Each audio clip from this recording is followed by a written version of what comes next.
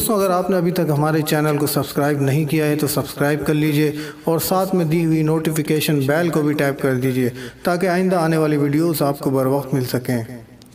औज़ुबिल्लाहि मिनश्शैतानिर्रजीम बिस्मिल्लाहिर्रहमानिर्रहीम सल्लल्लाहु अला नबिय्यिल उम्मी व आलिहि सल्लल्लाहु अलैहि वसल्लम सलातु व सलामुन अलैका या सय्यदी या रसूलल्लाह। अस्सलामु अलैकुम व रहमतुल्लाहि व बरकातुहू।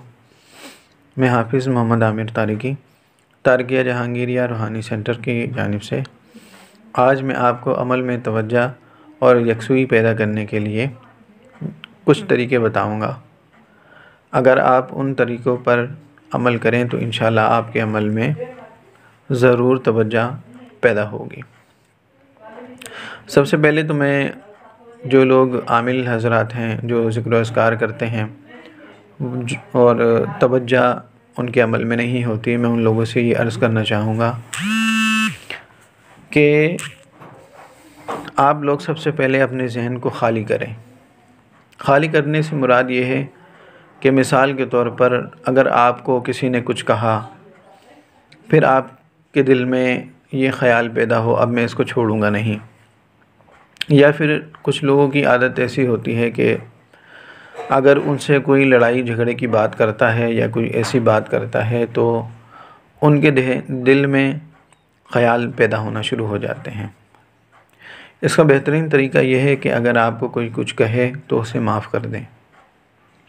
माफ़ करने से ये सबसे बड़ा फ़ायदा ये होगा कि रात को जब आप अमल पढ़ने के लिए बैठेंगे तो उस सूरत में आपका जहन बिल्कुल ख़ाली होगा। अगर मिसाल के तौर पर आपने उस बंदे को माफ़ नहीं किया तो जैसे ही आप रात में पढ़ाई करने के लिए बैठेंगे तो आपके जहन में वही ख़यालात आना शुरू हो जाएंगे। और अगर आपका अमल 1 घंटे का 2 घंटे का अमल है तो मुसलसल आपका अमल पूरे घंटे, जो भी आप घंटा 1.5 घंटा जो भी आप अमल पढ़ेंगे, मुकम्मल अमल के वक्त आपके जहन में एक ही बात चलती रहेगी। क्योंकि जब आप अमल पढ़ना शुरू करते हैं तो आसपास के जो शयातीन हैं सबसे पहले वो आते हैं और वरगलाते हैं, आपके अमल को ख़राब करने की पूरी कोशिश करते हैं। अगर आप बग़ैर इजाज़त अमल पढ़ते हैं तो उसकी रुजत आती है, शयातीन आपके ऊपर हमला करते हैं और वो कामयाब हो जाते हैं।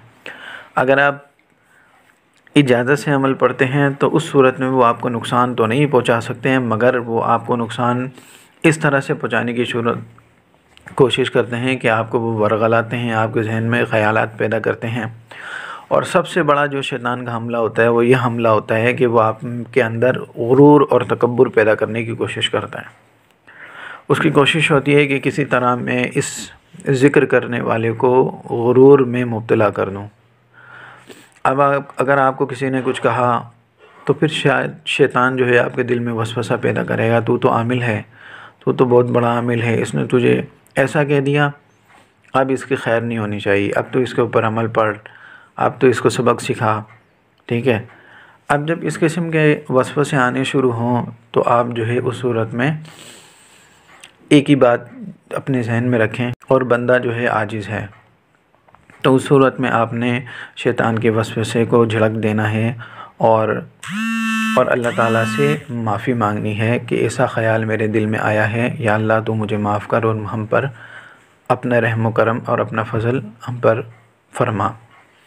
तो इसका ये फ़ायदा होगा, सबसे बड़ा फ़ायदा इसका ये है कि शैतान का हमला जो है वो नाकामयाब हो जाएगा और अल्लाह ताला को सबसे जो पसंदीदा बात है वो ये है कि बंदा आजिज़ हो, यानी माफ़ी मांगने वाला हो, शुक्रगुज़ार हो, तो उस सूरत में उसके दर्जात भी बुलंद होते हैं और उसके मामलात भी बेहतर हो जाते हैं। अब जब आप रात को पढ़ने के लिए बैठेंगे तो आपका जहन बिल्कुल ख़ाली होगा।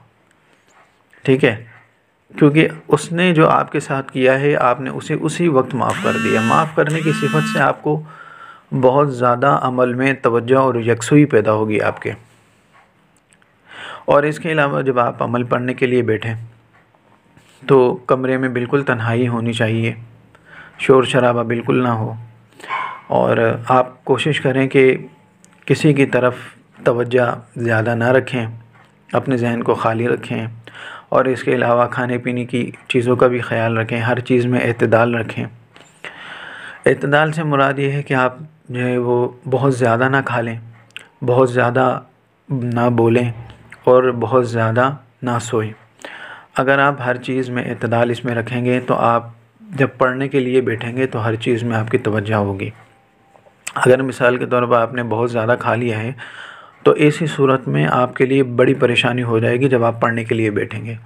इसलिए बुज़ुर्ग फरमाते हैं कि जब आप जो भी ग़िज़ा इस्तेमाल करें तो उस ग़िज़ा में ये ज़रूर एहतियात करें कि कम से कम खाएं।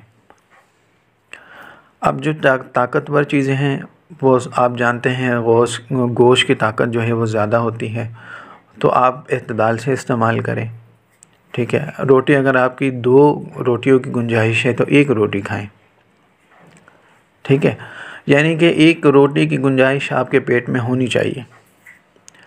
आप जितना ज़्यादा अपने पेट को खाली रखेंगे उस वक्त पढ़ाई के दौरान आपको बहुत ज़्यादा फ़ायदा होगा। अब आप देख लें, अगर आप इबादत करते हैं और आपका पेट बहुत ज़्यादा भर जाए तो आपको इबादत में भी मज़ा नहीं आएगा। खाली पेट अगर आप इबादत करते हैं और पेट भर के इबादत करते हैं तो ऐसी सूरत में आप ख़ुद अंदाज़ा लगा लें कि आपकी इबादत में वो लुत्फ़ पैदा नहीं होगा जो खाली पेट इबादत होती है। ठीक है, तो इन बातों का भी आपने ख़्याल रखना है। इसके अलावा जब आप अमल पढ़ने के लिए बैठें तो ऐसी सूरत में आपने ये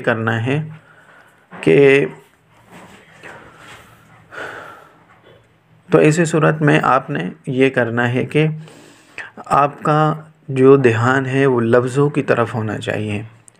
जैसे मिसाल के तौर पर आप सूरह नास पढ़ते हैं तो पहले उसका तर्जुमा पढ़ें। तर्जुमा पढ़ने के बाद फिर तलफ़्फ़ुज़ के साथ आप कुरान को या जो भी सूरत आप पढ़ते हैं उसको तवज्जो के साथ पढ़ें, यानी मायने भी आपके जहन में होने चाहिए।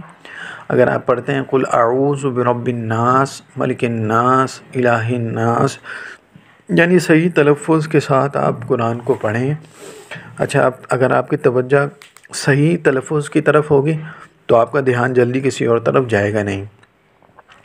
उस वक्त आप अपना मोबाइल बंद कर दें। ठीक है, मोबाइल की तरफ भी ध्यान न रखें, यानी कि जब आप अपनी पढ़ाई के लिए बैठें तो फिर सबसे कुछ टाइम जो आप विर्द वज़ाइफ में बैठते हैं इस तरह बिल्कुल लाताल्लुक़ का इज़हार कर दें दुनिया से, तो इंशाअल्लाह आपके अमल में तवज्जो पैदा हो जाएगी।